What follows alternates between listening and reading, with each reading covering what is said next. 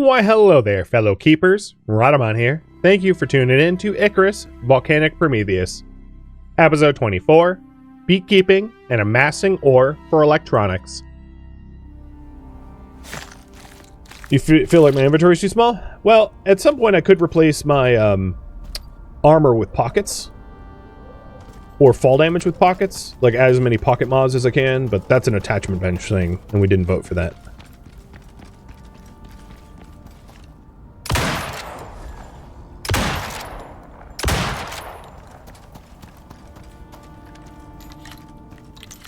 Why is there a lava spider hanging out underneath my base?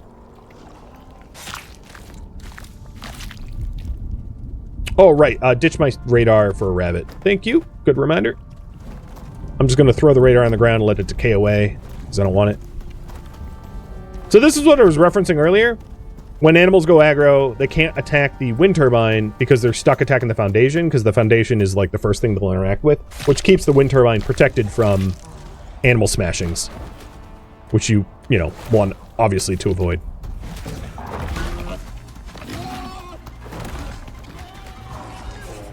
This thing has been damaged 3%, so its power output is a little bit lower. Like, proportionally lower, like 3% lower than it would be otherwise. But it's, like, free to repair, so no big deal.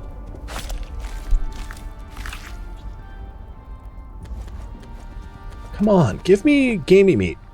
The hell? Maybe I'll switch to T-bone. The advantage of T-bone is I get more animal yield. So yeah, maybe I'll switch from gamey to T-bone. And that will actually help my meat amount.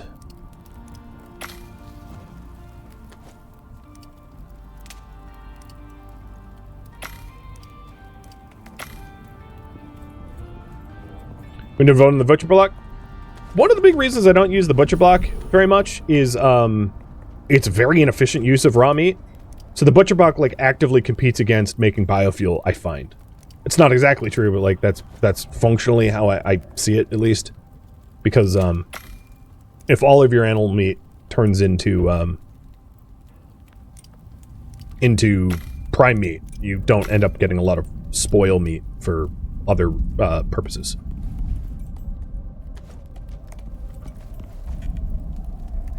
There we go. I'm switching over to Fatty T-bone now.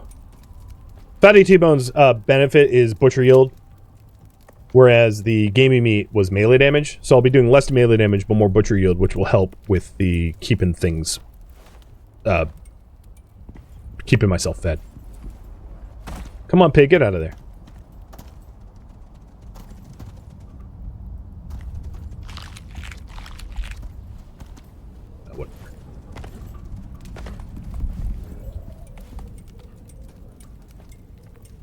Okay, back on task.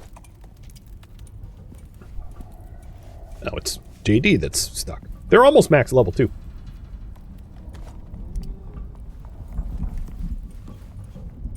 Alright, I think for the electronics we have left, I'm basically out of metals, but I know that we're going to need more organic resin, so I just got a bunch of the oxide needed for that. We'll convert that over now.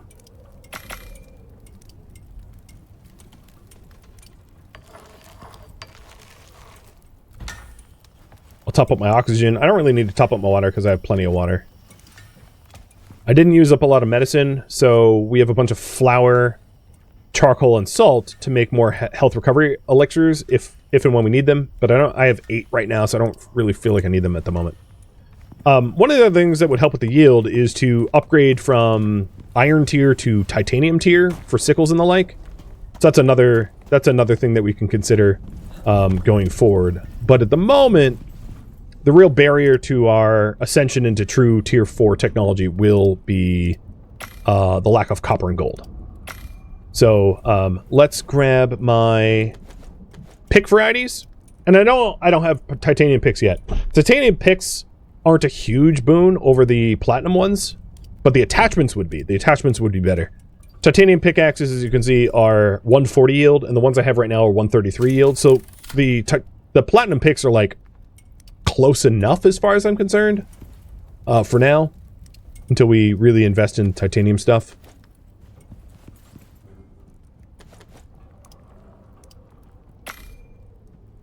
And the first thing I want to make is the electronic smelter. And I won't be generating enough electric power to benefit from the smelter immediately. So we'll probably have to pair that with some additional wind turbines. But the additional smelter will allow us to process stuff like titanium a lot faster. So right now, my bottleneck is copper and gold. So let's go ahead and get some of that stuff.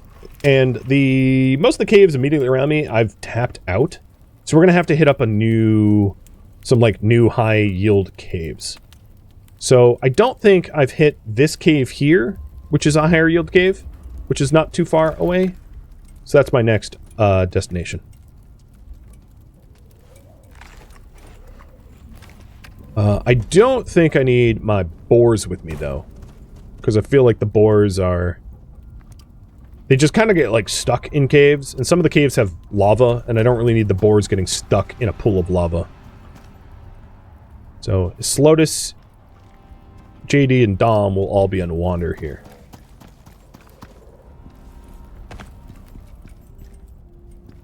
My crops need a little bit more time.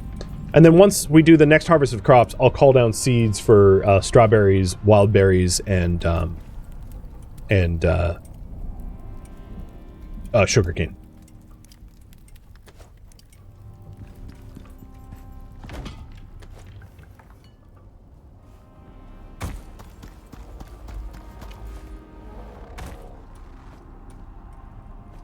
So, copper, gold. I'm also about to hit level 34. Oh, there's my rabbit. My pocket rabbit.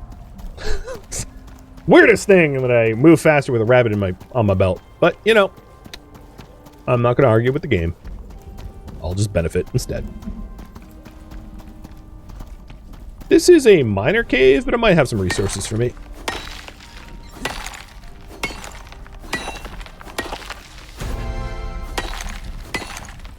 The other thing I can do with the metal points is get minor rewards instead of the gun, because the minor rewards will get me more yield, which is what I'm after. And then my 2 talent points over here. Let's go with gunsmith and sharpshooter. So I'm going to do even more crit hit damage with my my rifles. God, did we just have a smog?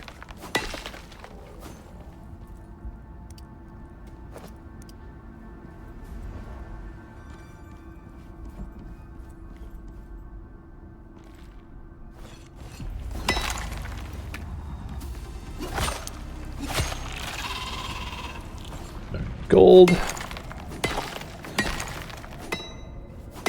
Was the hog that died the climate adjusted one? No. JD is the climate adjusted one that it ultimately didn't really... It wasn't effective, so it didn't work. And then all the others are the same.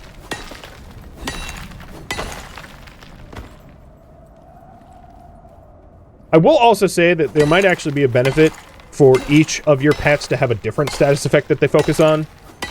So rather than, like, all of them being blunt force trauma, have one do bleeding, have one do marked, have one do... And I didn't do it that way. At the end of the day, like, in terms of combat effectiveness, it's probably a difference of, like, a few percent. It's not a big deal. The vast majority of it is just, like, base damage.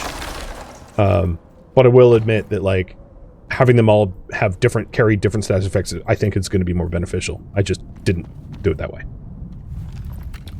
Okay, I still have some carry weight, so let's keep mining.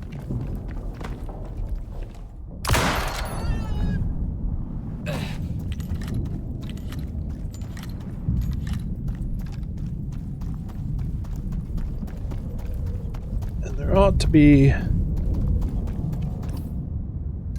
I think it's here.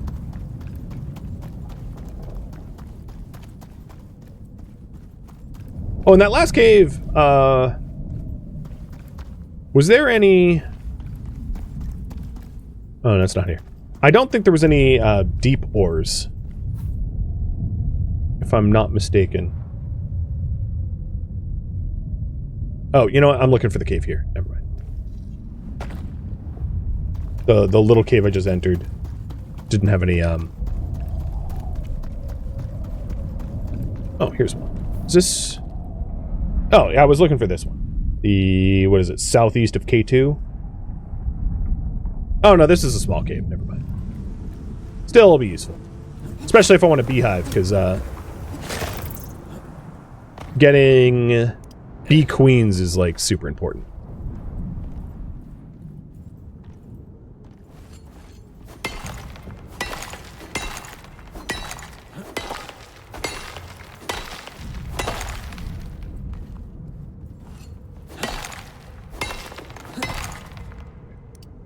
I don't have anything to drop.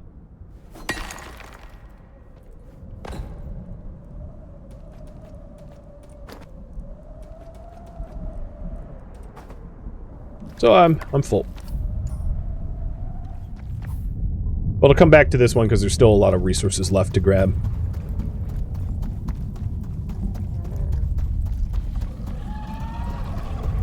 Oh, shut up. I love doing like 4,000 damage. It's like...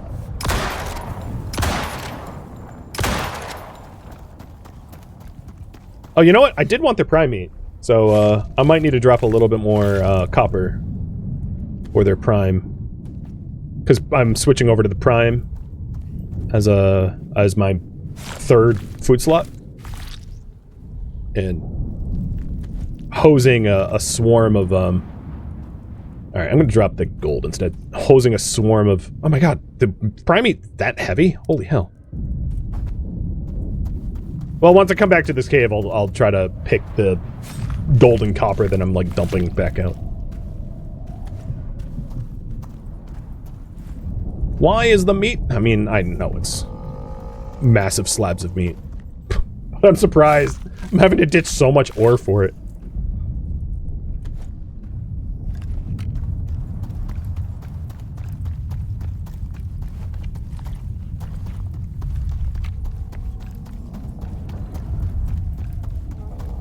This is where buffalo would come in handy. Not that I've tamed one, just saying if you're doing a mass amount of mining, having an animal that can carry like 600 kilograms versus the player that can carry like 150-ish, big benefit.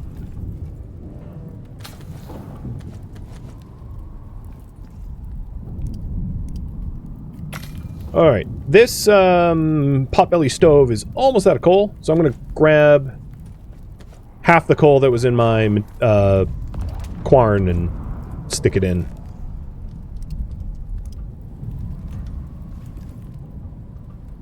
I'm going to harvest all the crops together to plant the new seeds, so I'm going to wait on that. But I know that I still owe a beehive. So, speaking of beehives, let's unlock them. That's in tier 2, if I'm not mistaken. No, I think it's actually tier 3.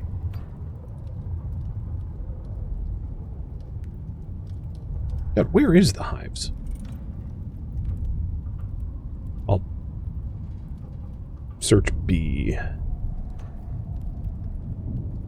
I found beer! That has bee in it. Oh, there it is. Beehive.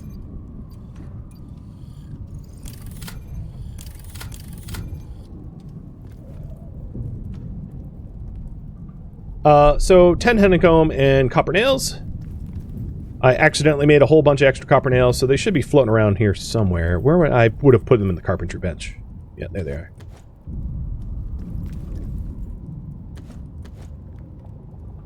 So now I just need to grab the honeycomb, which is on my kitchen, and as I said, the moment you have one of these, it will boost your food yields, or your crop yields from farming immensely. So even just having the one is going to be amazing. And I'll stick it... they're fine to have be outside, so I'll stick it here. And then the way it works is you load them full of bees. I don't have the breeding center yet, but you load them full of... I'll load them up with 5 worker bees. And the worker bees will then start producing honey as a fuel source. So essentially it's fueled by bees, and it makes honey. And now that we have that down, if we take a look at the plants here, aura of effect, nearby beehive, increased crop yields 50%. So this is definitely something I could have done like a lot sooner. I just hadn't. What do the extensions do? I'll show you when I get there. So the small expansion is what you have to build first. And that gives you more slots for stuff in there, and then a lower energy transmutation resource cost if you are trying to change. I like to process my honey manually. Essentially the way it works is the Beehive breeding center allows you to put a queen in, and your queen will generate more workers, but you can't generate new queens. So you get new queens by harvesting wild hives in caves and in trees. Not that there are going to be trees in the volcano zone. Your extractor will automatically convert honeycomb into honey and beeswax, but I don't want mass amounts of beeswax because I have no use for it. So I generally don't even bother with the Beehive extractor as a result. I'm also not level 40, so it wouldn't matter. And the expansions just allow you to increase the inventory size of your beehives as well. So the Beehive breeding center is really the only one that I would say is like quite important in the scheme of things, because that allows you to generate more worker bees with the queen bees. Because you can have queen bees as a fuel source to generate honey, but that's really inefficient. Like, I would not advise doing that because it just doesn't really make any sense. You'll get a lot more bang for your buck honey wise by breeding new bees rather than to turn queens into honey.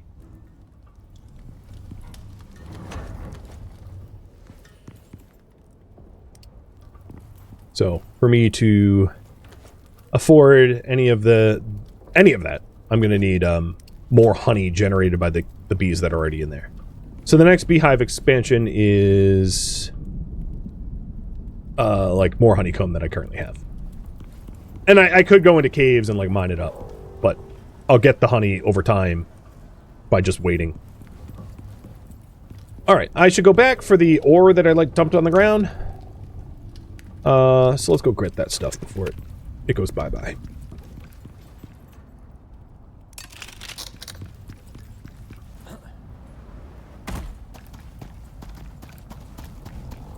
Honeywood is a nice, like, dark, deep wood for decorations as well. Yeah. Given that I live in the volcano, I don't intend to have wooden anything for decorations, because that's just like a fire risk. But if you don't live in the volcanoes, or you have... Because there are, like, fire extinguishers that you can... Like sprinklers and stuff. So you can have a reasonable amount of fire suppression built into your base. I think because of the storm I had, all of the ores that I dropped are gone. But whatever. It's not a big loss.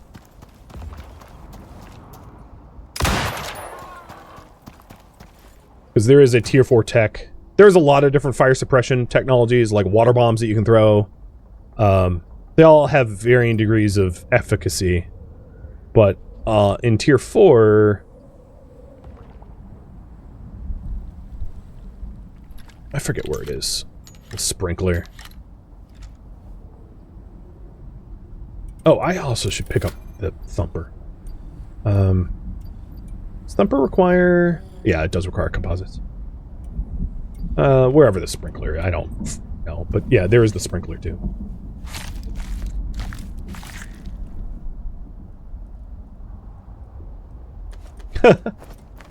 That's a funny joke. You went to buy a dozen bees for a new hive. When you counted them, you found that you got 13. And you asked about it, and they said it was a freebie. Nice, good one. I too like freebies.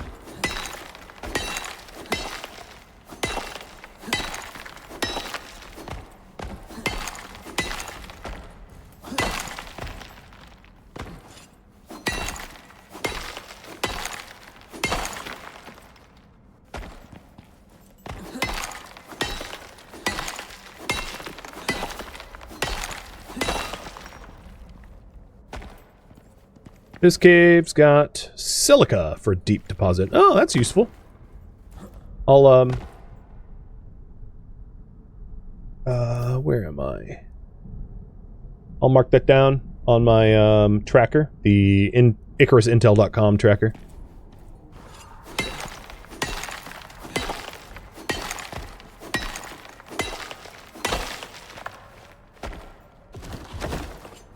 I probably don't need to be carrying 20 ramps with me. What is the total? It's only like 2 kilograms, so that's not what's weighing me down.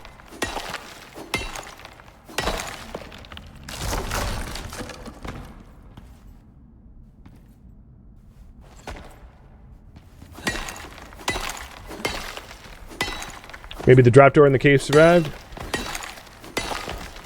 Maybe. I didn't see any. It really doesn't matter. Ore is not finite. It's... Especially once I'm so close to getting a thumper. As soon as I get the electronic furnace and the material processor, I get a thumper. And a thumper makes ore infinite. Which means I don't care about dropping 25. Like, each node I'm mining is giving me, like, 70. So, 25 ain't a big deal.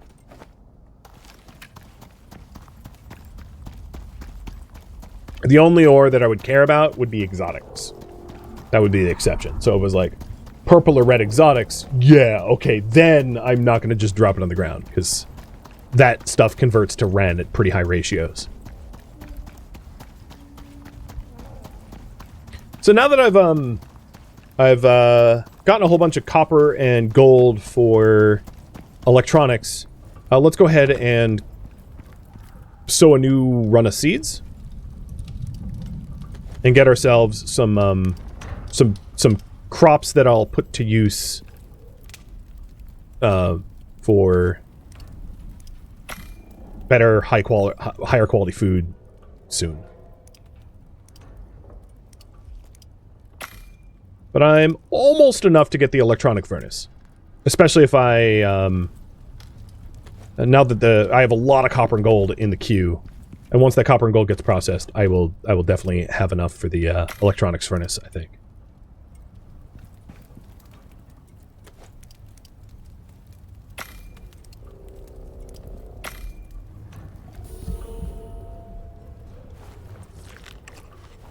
Okay, seed time. So request equipment, workshop. I have 400 Ren and 425 exotics. And what we're going to want is berry farming. So research, craft. We're going to want sugarcane. Where is sugarcane?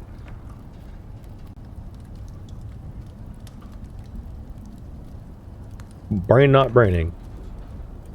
Is this alphabetical? Here's coffee. Oh, here's sugarcane. Sugarcane.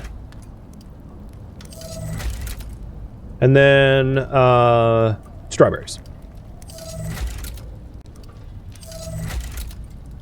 Okay. Now let's request those seed packs. And for now, I'm just going to make do with the plots that I have.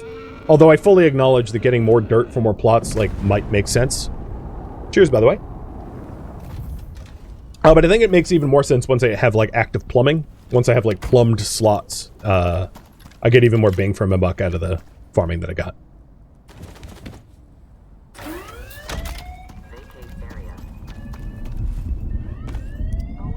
I'm probably going to want to work towards a titanium... Well, I already have a plat sickle. Never mind. Platinum sickle's, like, good enough.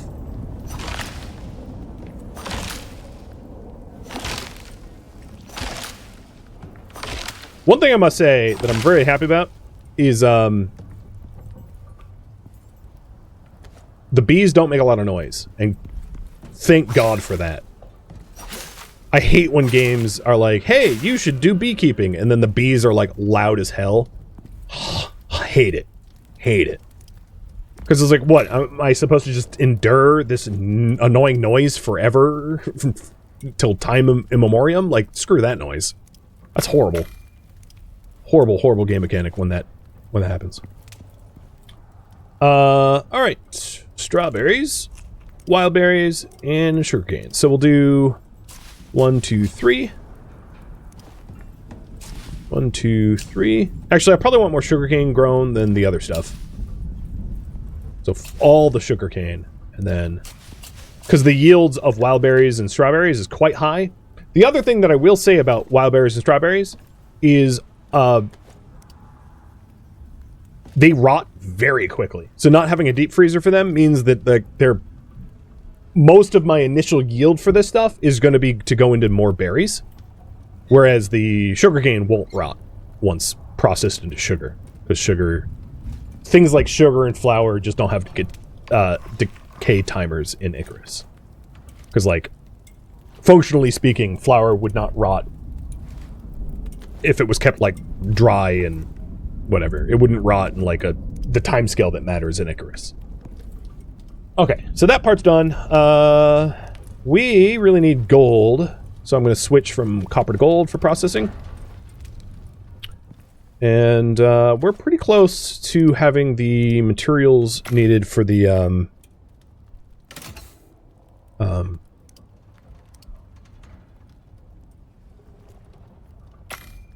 furnace. So I'm making a electric furnace, and the next thing I should work on is the concrete mix, because that's quite a lot of concrete mix. So that means mostly getting silica, I think, is going to be the bottleneck there. As far as the steel goes, we've got most of the steel already. So the steel I don't think is going to be too much of a problem. We have 20 of 30 steel and almost all the electronics, so it's really the concrete mix that is going to be the bottleneck. And that means silica for days.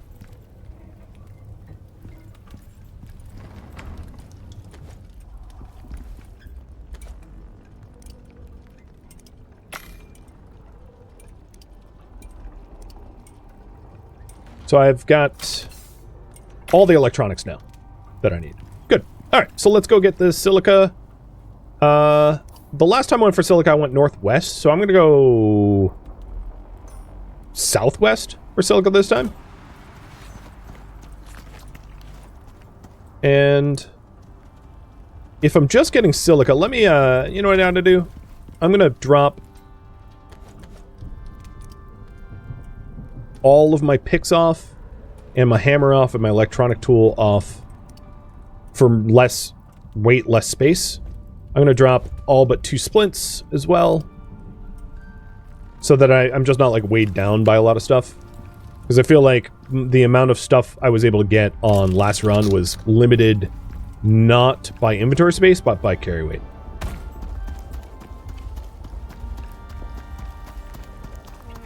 I don't think I'm going to go for hydroponics of tier 4. In the tier 4 tech, there's just not a good reason to go for hydroponics over iron. And the reason is the hydroponic farming in tier 4 tech, its real bonus is it resists tier 4 storms, but its witherproof is a lie. It doesn't make it witherproof, and it requires power, whereas the iron can be plumbed, doesn't require power. So really all the tier 4 hydroponic basins do for you is require more power than the iron tier, meaning it's worthless. If you want witherproof crops, there's a fresh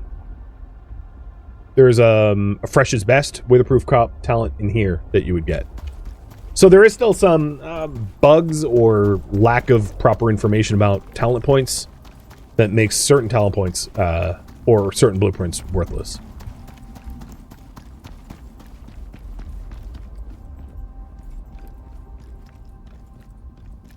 So I'm going to borrow your eyeballs, and we're looking for silica. I could also set up a biofuel drill in that cave for the silica if we find that finding it becomes too labor intensive. And I've also just realized, God, time flies when you're playing Icarus.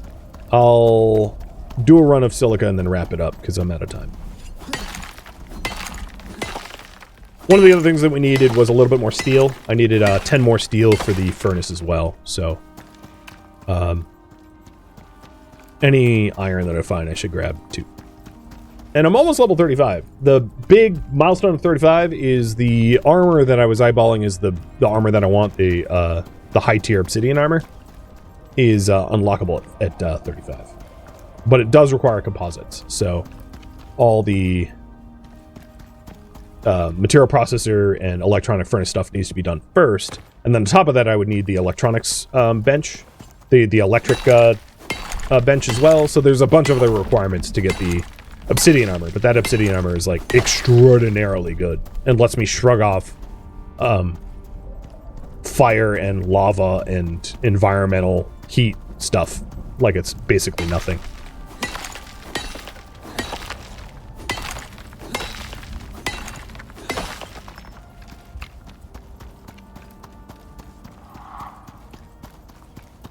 I probably have enough iron for the steel now, so I'll try to fill my inventory with silica.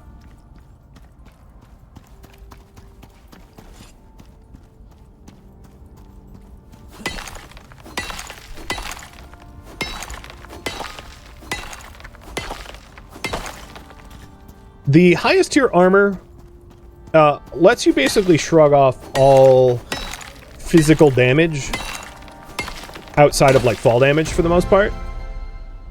Fall damage is one of those, like, it's always a problem. You can never ignore it. But, the highest tier armor lets you ignore virtually all attacks, melee attacks, when paired with, good food. Because, of course, if you don't have any food consumed and your, like, max HP is, like, 100, yeah, okay, physical attacks are gonna mess you up. But like for reference, my max HP right now is like 715, and I'm not even eating like the best foods. You can easily get your food up into the 1,000+ range, and when your food's sitting at 1,000+ and your physical armor is really, really high, you know, you can have most enemies attack you for like minutes before it really starts to add up. Barring some exceptions. Elemental damage. You know, non-physical damage. Like poison or fire or whatever. Or status effects. Okay, I'm full. Let's bring this stuff back.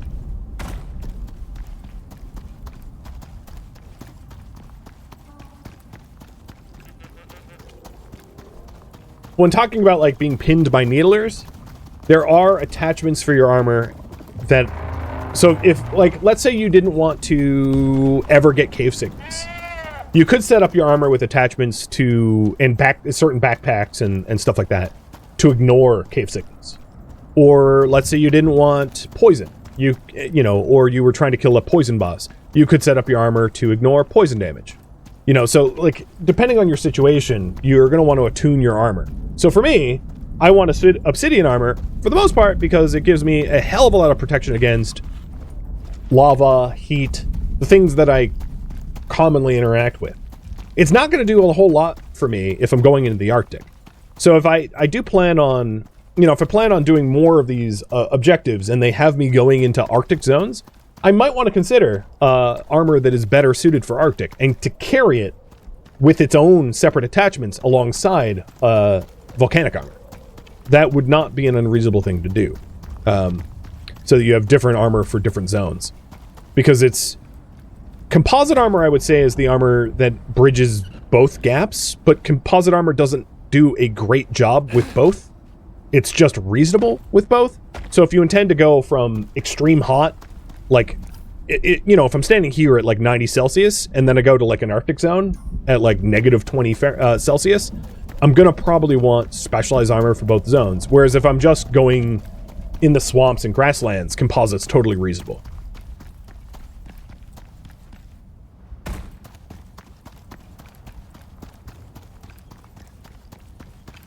And composite armor is this stuff.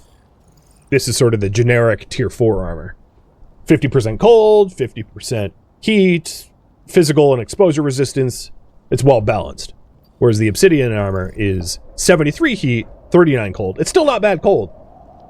So obsidian armor, when you're drinking hot tea, still protects most. It will protect you probably in most cold zones during the day. But at night, that might not be true anymore. But during the day with like a hot liquid with obsidian armor, you should be probably fine. Unless you're in a storm. that changes the thing. You know, if you're in a tier 5 blizzard, okay, yeah. I don't care what armor you're wearing, it's gonna suck.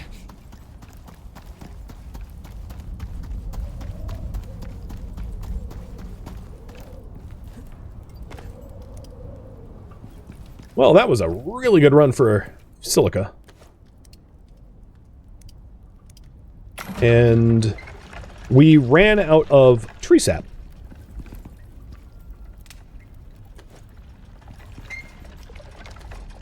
So I needed 80 total, and I'm getting 45.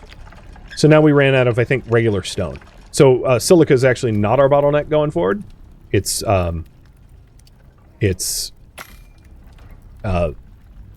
stone, which I can queue up right now. But the other thing is the crops we have here are looking pretty good. I'm sure you already know this, but crops have a different biome settings. So, like, wild berries and strawberries don't want to be in the volcanic zone, so you really can't grow them all that effectively outside without, like, a super wither penalty. Whereas coconuts are okay with being in Volcano, so they don't carry that same wither penalty. So the crops that you find, like squash and gorse bushes, chocolate and coconuts, and there's a few others, are like endemic to the volcano zones. Sometime down the line, if this series continues, I do want to get to a point where I start farming outdoors. And there's decent ways to go about that without violating the rules. Not for any personal benefit, not for yield, where I'm like harvesting crops grown outdoors, but just for the beauty. Just as like a flex to be like, yeah, I'm able. And before I end the stream, we have already gotten, for the furnace, we've already gotten all of the glass, electronics, and steel screws. I have like 50 something of the concrete, almost all of it. What, 13 plus 31 plus 4 plus 22? Just about all the concrete. I'm not really sure exactly what I'm missing. And then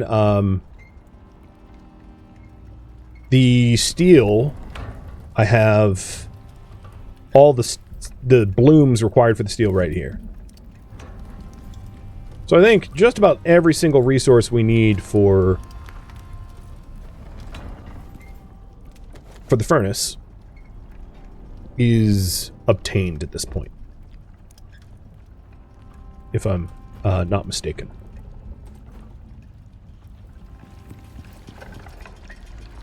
Yeah, what are we missing for this? Maybe at this point it's silica, I'm not even sure. Here, if I stop all of it, I can find out. Yep, it is silica. So I have 18 plus 52 concrete. So we didn't quite get all the silica needed for the concrete for the electronic furnace, but we got awfully close.